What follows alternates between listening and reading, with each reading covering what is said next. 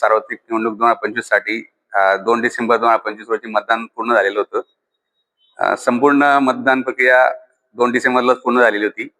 त्यानंतर मतमोजणी ही 21 डिसेंबरला पुढे ढकलण्यात आल्यामुळे नगर परिषदेसाठी सर्व 75 मतदान केंद्राच्या मतमोजणीसाठी नगर परिषदेमार्फत नगर परिषदेचे स्वर्गीय मुक्तीबाई पटेल मेमोरियल टाउन हॉल येथे नियोजन केलेलं आहे. या ठिकाणी एकूण 12 टेबल लावण्यात आलेले आहेत. त्यातील एक टेबल हा टपाली मतपत्रिका मोजणीसाठी राहील व 11 टेबल हे कंट्रोलिंग इंटरव्ह्यूतील मतमोजणीसाठी नियुक्त केलेले आहेत. या अनुषंगाने एकूण मतमोजणीच्या 8 फेऱ्या होणार आहेत व प्रत्येक फेरीमध्ये 2 प्रभागांची मतमोजणी केली जाणार आहे.